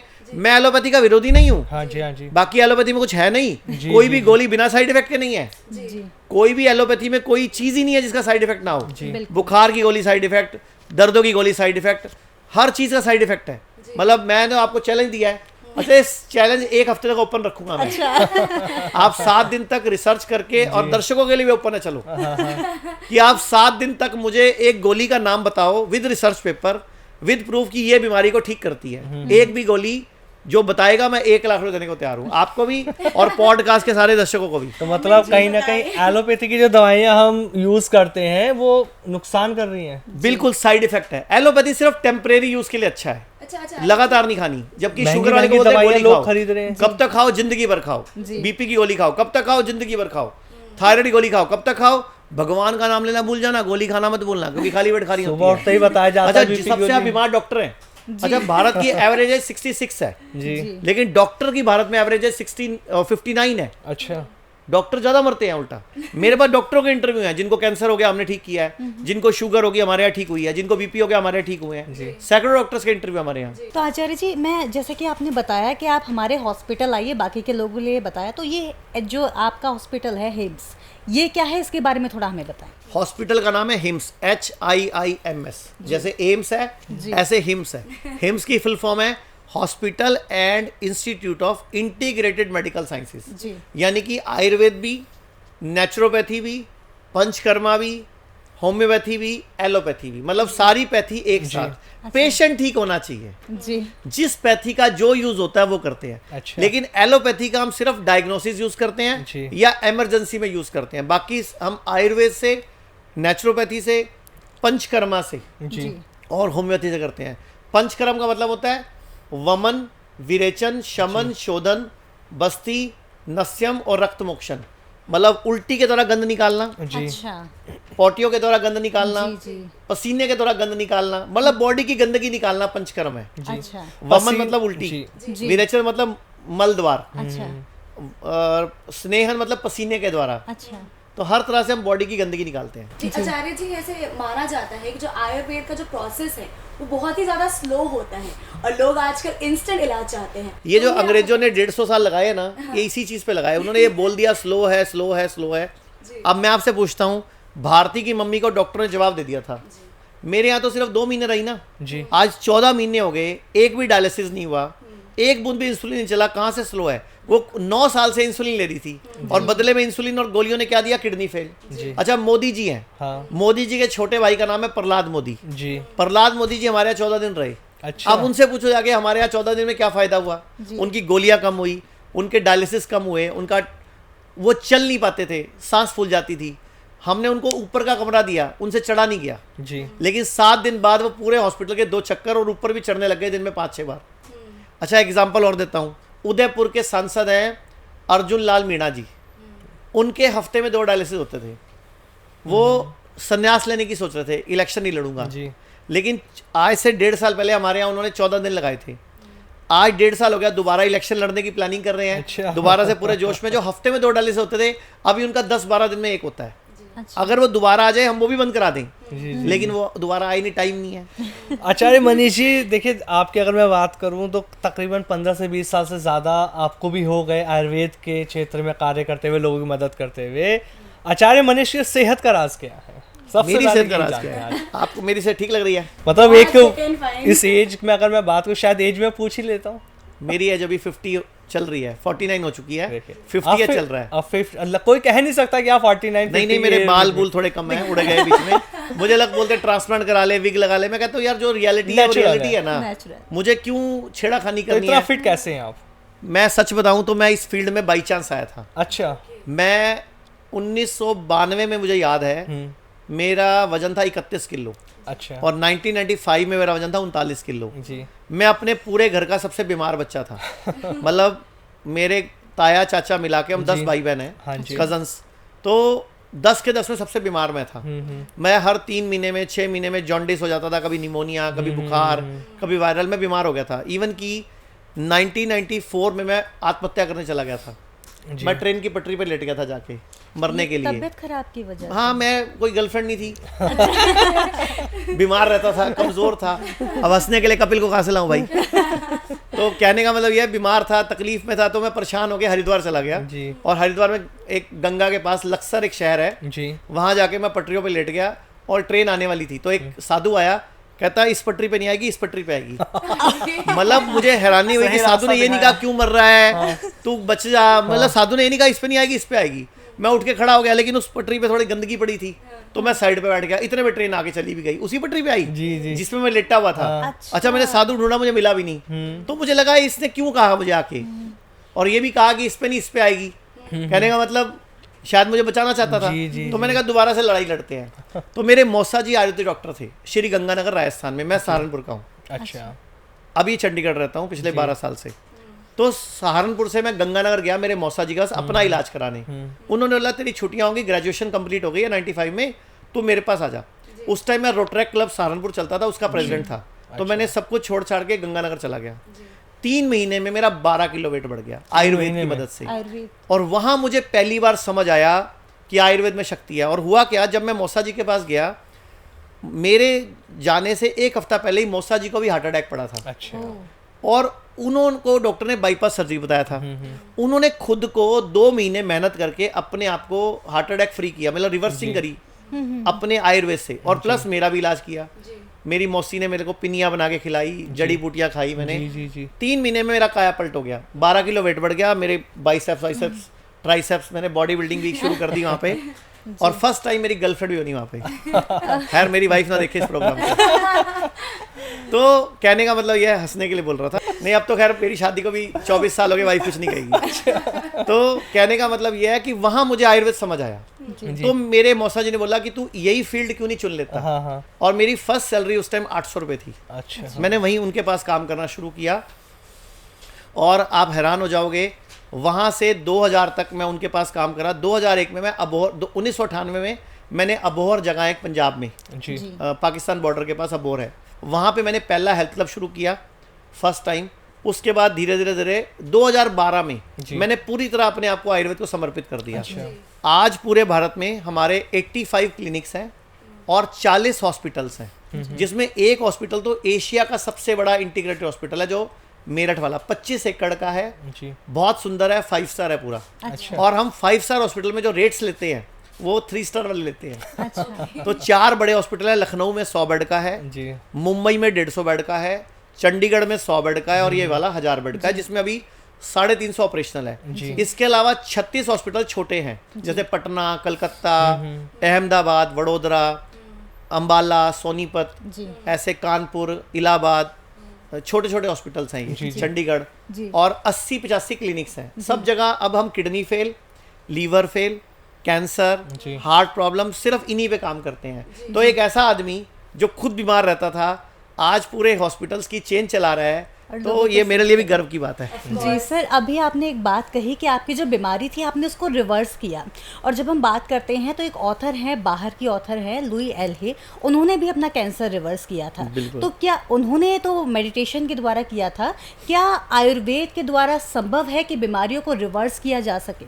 एक्चुअल में जो लुई है ने भी किया ना, वो भी आयुर्वेद से किया, लेकिन वो लोग उसको आयुर्वेद बोलते नहीं है। जैसे मान लो उसने कड़ी पत्ता खाया, या उसने हल्दी खाई, या उसने अदरक ली, या उसने गिलोय लिया, तो वो आयुर्वेद ही है ना। बिल्कुल। आयुर्वेद बेसिकली पूरी साइंस है जी आयुर्वेद का फुल फॉर्म भी है आयुर्जमा वेद, जी आयु को पूरी रूप से जानने का विज्ञान। जी तो बेसिकली जैसे हमारी कंपनी का नाम जीना सीखो है, अब हमारी लिस्टेड है कंपनी, हमारे शेयर्स भी है मार्केट में। जी जी तो लिस्टेड कंपनी होने की वजह से आप सोचो मुझे जो सही रिकॉग्निशन मिला है, अभी हम लोग दुबई में सेटअप शुरू कर रहे हैं, अभी हम नेपाल में शुरू कर चुके हैं, वियतनाम में शुरू कर चुके हैं, मलेशिया में कर चुके हैं, अच्छा। अभी हम ऑस्ट्रेलिया, कनाडा, अभी अभी आपके पास में आने से पहले जी इथोपिया के एम्बेसडर के साथ मीटिंग करके आया हूँ और एग्रीमेंट साइन करके आया हूँ इथोपिया में हॉस्पिटल खोलने का। बहुत और इथोपिया क्यों चुना मैंने बताता हूँ आपको, क्योंकि जो WHO के चीफ हैं हाँ इस टाइम गैब्रियल, वो इथोपिया के हैं। अच्छा तो मैं कहा WHO के चीफ में पहले झंडा काटते हैं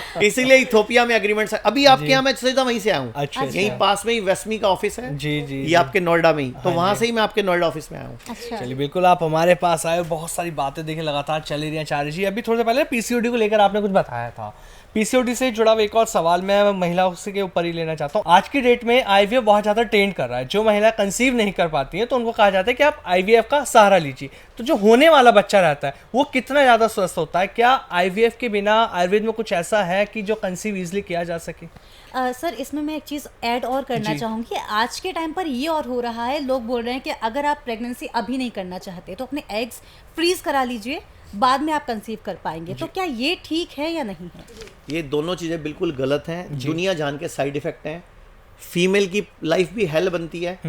अभी आपको शायद पता नहीं होगा, एक फॉरेन कंट्री है, वहाँ पे कुछ दिन पूर्व आईवीएफ के एक सेंटर ने, 6 महीने पुरानी बात है ये, उन्होंने एक पार्टी करी, जी अपने पिछले 10 साल के सक्सेसफुल बच्चों को बुलाया जिनके आईवीएफ से हुए थे। जी वहाँ पे कोई पत्रकार भी था, जी उस पत्रकार ने देखा वहाँ पे कुछ बच्चों की ना शक्लें मिल रही थी, तो उसने उनकी फोटो और वीडियो लेके उनके एड्रेसेस ले लिए, और जब वो पार्टी खत्म हुई सबके घर जा जाके सबके डीएनए टेस्ट कराए। अच्छा वो 61 बच्चे किसी एक ही बाप के निकले। मतलब आईवीएफ में घपला भी बहुत होता है। अच्छा। जिसको आप अपना बाबू, मेरा बेबी, मेरा सोना लेके करते हो ना, वो 50-60% चांस है आपका हो ही ना। अच्छा मतलब एग किसी और का हो, स्पर्म किसी और का हो। जी। तो पहले तो ये घपला है, जो अपना सोना बाबू नहीं है वो कुछ भी। ठीक है। दूसरा, आईवीएफ में फीमेल को साथ बड़ा पेनफुल प्रोसेस है। वजाइना के अंदर, स्किन के अंदर इंजेक्शन लगाना, वहाँ से एग लेना, बड़ा पंगा है।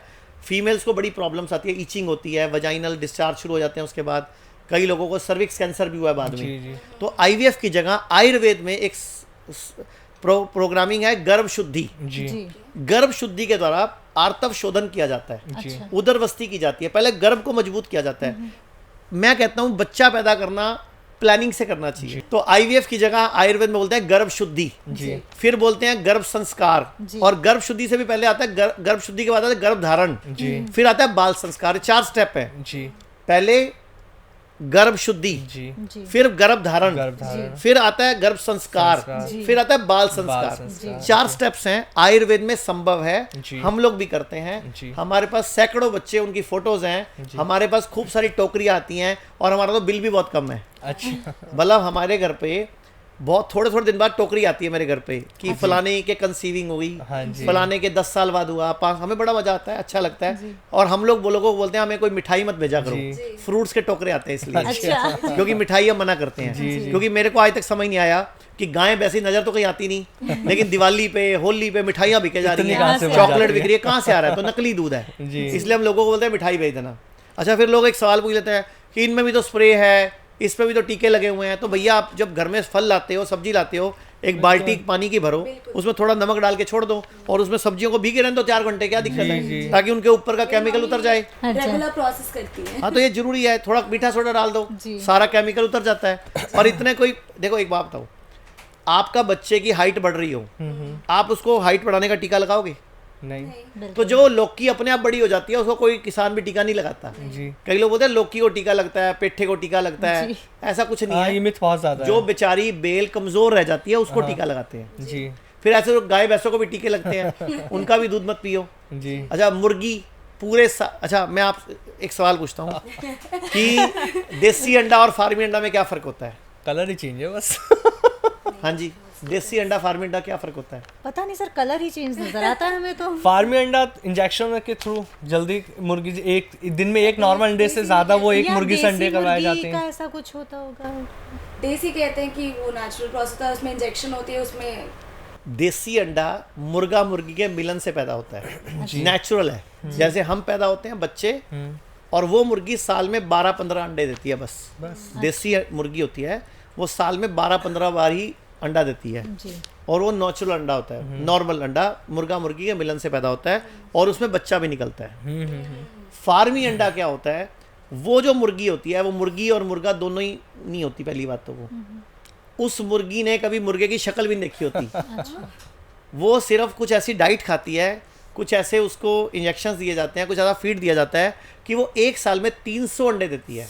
एक साल में? जैसे एक फीमेल 28 दिन नॉर्मल रहती है, 5 दिन पीरियड चलते हैं जी, लेकिन मुर्गी 26 दिन अंडे देती है, 5 दिन नॉर्मल रहती है।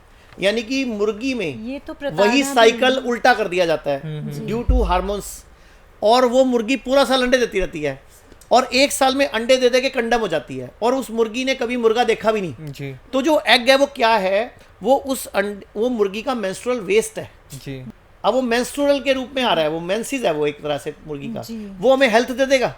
How it's possible? और लोग सोचते हैं कि अंडे खा के शक्ति आएगी। तो मुझसे एक सवाल पूछा था थोड़ी देर पहले किसी पत्रकार ने कि आप अंडे के ऊपर इतना बोलते हो, तो जो LGBT समुदाय है, पता है ना आपको, लेस्बियन, गे, ट्रांसजेंडर और प्लस जो भी आगे कैटेगरी, तो मतलब जो भी चलो जी समुदाय, ये बढ़ क्यों रहा है? जब आप हार्मोन डिस्टर्ब अंडे खाओगे, हार्मोन डिस्टर्ब मांस खाओगे, हार्मोन डिस्टर्ब दूध पियोगे, हर चीज में मिलावट खाओगे, तो आपके हार्मोन बचेंगे क्या?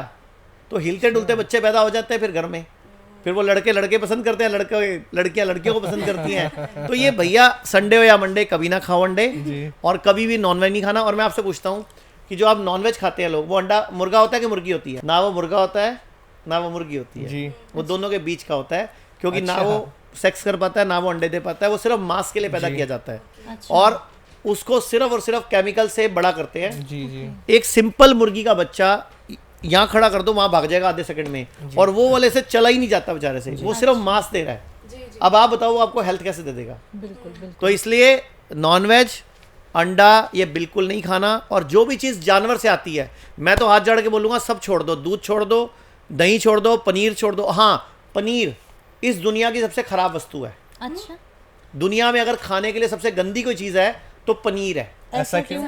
आयुर्वेद में क्लियर वर्णित है कि दूध को विकृत करके नहीं पीना। अच्छा, दूध को नींबू से फाड़ के विकृत हो गया और आप उसको पी रहे हो या खा रहे हो, तो वो जहर बनाएगा ना, एसिड बनाएगा ना, लीवर फैटी करेगा, PCOD करेगा, हार्मोन डिस्टर्ब करेगा, हमारा डाइजेशन स्लो करेगा। पनीर कभी नहीं खाना। तो सेहत का दुश्मन है एक तरीके से। हाँ, सेहत का दुश्मन मतलब पनीर। जैसे ठंडा मतलब कोको कोला, तो सेहत का दुश्मन पनीर। ये डायलॉग फिक्स करते हैं अपने। आचार्य जी, जैसे इनफर्टिलिटी रेट जो होती है महिलाओं में जो बढ़ती जाती है, उसका मुख्य कारण क्या होता है? ये मैं आपसे, एक तो नीचे नहीं बैठते आप लोग, तो आपका सेकंड हार्ट की पंपिंग कम हो जाती है। नीचे बैठना बंद है तो पंपिंग वीक है। दूसरा, इनफर्टिलिटी क्या है? बेसिकली भगवान कभी भी बीमार बच्चा पैदा नहीं करवाना चाहता। तो जब भी आपकी बॉडी पूरी फिट नहीं होगी, आप प्रेग्नेंट नहीं होगे, तो भगवान चाहता, क्योंकि ये सृष्टि में ना सर्वाइवल ऑफ फिटेस्ट का सिद्धांत है। जी। आप देखो, जो जब प्रेगनेंसी होती है तो स्पर्म्स की रेस लगती है। लाखों स्पर्म्स भागते हैं। आपने 3 इडियट देखा होगा। 3 इडियट में शुरू होते ही पहले स्पर्म्स भागते हैं। वो एक उसमें आमिर खान होता है और बाकी 2 हीरो, और कोई माधवन था, तीसरा कौन था?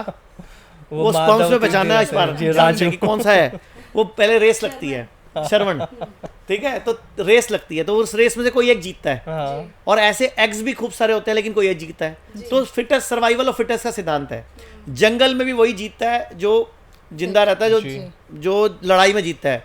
शेरनी भी ना, अगर 2 शेर लड़ते हैं तो जो शेर जीतता है उसके साथ संभोग करती है। अच्छा। क्योंकि वो भी शेर मतलब तगड़ा शेर पैदा करना चाहती है, तो दोनों में जो जीतता है उससे पैदा करती है। इसीलिए पुराने टाइम पे राजा महाराजा जो बलशाली होते थे, कई रानियां रखते थे कि मैं अपना वंश वैसा ही पैदा करूं। रानियां हमेशा उससे शादी कराती थी जो बलवान शूरवीर होता था, क्योंकि अगली पीढ़ी वैसी पैदा करनी है। अब सृष्टि का रूल ये है कि अगर आप फिट नहीं हो, वीक हो, तो आप प्रेग्नेंट ही नहीं होगे। अगर गर्भ कमजोर है तो गर्भ गिर जाएगा, क्योंकि भगवान बीमार बच्चा धरती पे लाना नहीं चाहता। लेकिन IVF के द्वारा या जबरदस्ती आप आजकल बच्चे को कंसीविंग कर लेते हो। कई बार प्रेगनेंसी में लेडी के ब्लीडिंग हो गई, फिर भी आपने दवाइयों से उस गर्भ को रोक लिया, बाद में बच्चा दिल के छेद वाला पैदा होता है। थोड़े दिन में बच्चे को डायबिटीज हो जाती है, या चश्मा लग जाता है, आंखों के रोग हो जाते हैं, टेढ़े पैर वाला, मस्कुलर डिस्ट्रॉफी, या MND वाला बच्चा पैदा होता है, तो ये बीमार बच्चे नहीं पैदा करने, इसलिए सृष्टि चाहती नहीं। तो अगर आप चाहते हो बच्चा पैदा करना और कंसीविंग नहीं हो रही, तो पहले गर्भ शुद्धि कराओ, जी, फिर गर्भ धारण अपने आप हो जाएगा। और गर्भ धारण के बाद है गर्भ संस्कार की 9 महीने क्या खाना है क्या नहीं खाना। चक्रव्यूह तोड़ना कहाँ सीखा था? माँ के गर्भ में। जी महाभारत की कहानी पता है ना आपको? जी, जी, जी, तो यानी कि गर्भ में बच्चे को सुनता है ना, बिल्कुल बिल्कुल। तो उस टाइम गर्भ संस्कार किया जाता है, श्लोक पढ़ाए जाते हैं, गर्भ बच्चे संवाद हाँ, गर्भ संवाद भी है उसमें। फिर उसका जब बच्चा पैदा हो जाता है तो बाल संस्कार बाल एक प्रोजेक्ट है। जी। तो आयुर्वेद में गर्भ शुद्धि, गर्भ धारण, गर्भ संस्कार और बाल संस्कार, ये चारों प्रोजेक्ट हैं। किसी भी अच्छे आयुर्वेदाचार्य से जाओ, प्रेगनेंसी बड़ी आसानी से हो जाएगी, लेकिन पहले गर्भ शुद्धि होगी, करा दें। तब उसके बाद प्रेगनेंसी हो जाएगी। अगर आप यहाँ पैरों पे रख के लैपटॉप यूज करके काम करते हो, तो भी अब प्रेगनेंसी नहीं आएगी, अच्छा, सर ये तो क्योंकि males के रेडिएशन लिए- से एग वीक हो जाएंगे। अच्छा, ये दोनों के लिए है, मेल फीमेल दोनों के लिए। मतलब मेल का भी स्पर्म शुद्धि होती है ना, हाँ जी। उनके पहले स्पर्म्स को ताकतवर बनाया जाएगा। जी। उनको भी 3 महीने पहले क्या खाना है क्या नहीं खाना। अभी क्या हो रहा है आजकल, किसी भी दिन दारू पी हुई है और हो गया जी, रख लेते हैं। अब ऐसे बच्चे पैदा करोगे, फिर बच्चों से उम्मीद लगाओगे वो तुम्हारा खली बने या रेसलिंग करे, तो भैया वो तो क्रिकेट का बैट भी नहीं उठा पाएगा। आजकल ऐसे कमजोर कमजोर बच्चे आ रहे हैं कि क्रिकेट का बैट उठाने में गिर जाएं। लोग इतने से बच्चे हो रहे हैं अब जी, आजकल। मतलब अभी मैंने थोड़ी देर पहले एक डॉक्टर देखा, 4 फुट 11 इंच का है। अब उसके डॉक्टर समझेगा नहीं कोई प्रॉब्लम ये है। जी, तो जी, क्या उनका कारण है बड़ा- जो हाइट आज के डेट में बच्चों की नहीं बढ़ पाती? क्योंकि बहुत एक से तो माँ cases हैं टेंशन ऐसे। रखती है, सबसे बड़ी बीमारी स्ट्रेस है। जी, सबसे पहले तो बीज ही सही नहीं है जी, पुरुष का। या जब भी शादी करानी है ना, सोच समझ के कराओ। अब अमिताभ बच्चन की शादी जया भादुड़ी से हुई, जी, अगर अभिषेक बच्चन जया भादुड़ी पे चला जाता तो फिल्म में रोल भी ना मिलता। जो धन्यवाद है भगवान का, शुक्र है कि वो अमिताभ बच्चन में चला गया। जी, बिल्कुल, तो हाइट छोटी भी हो सकती थी ना उसकी। बिल्कुल तो सही थोड़ा मैचिंग का ध्यान रख के अपने मैच के हिसाब से शादी कराओ, और डाइट ठीक रखो, एक्सरसाइज करो, जी, और गर्भ धारण, गर्भ शुद्धि, गर्भ संस्कार, बाल संस्कार का सहारा लो। बहुत जरूरी है। और आयुर्वेद में स्वर्ण प्राशन है, जी, वो मेद प्राशन है, उनसे बच्चों की हाइट बचपन में ही अच्छा। बच्चों को डाइट अच्छी ना। अब बच्चे को पैदा होते ही दूध पिलाने शुरू कर देते हैं उसको। जब तक माँ का दूध आए, सिर्फ माँ का दूध पिलाओ, पानी भी मत दो, कोई भैंस का दूध गलती से मत पिलाओ। अब जो आप दूध पिला रहे हो उसको हजम करने में ताकत खत्म हो रही है मेरी, हाइट में क्या बढ़ाऊंगा। जी, जी, जी तो कहने का मतलब डाइट, लाइफस्टाइल, ये बहुत इंपॉर्टेंट है हर चीज में। विकाचार्य महेश जी, मेरा आखिरी क्वेश्चन है इस पॉडकास्ट में आपसे। हमने ना आपके कुछ वीडियोस देखे, बहुत ज़्यादा वायरल हैं सोशल मीडिया पे। आप बताते हैं मटके का पानी पीना, लेकिन आज की डेट में हम देखते हैं ना, शहर के अंदर जो लोग हैं सबसे ज़्यादा आरओ का पानी पी रहे हैं।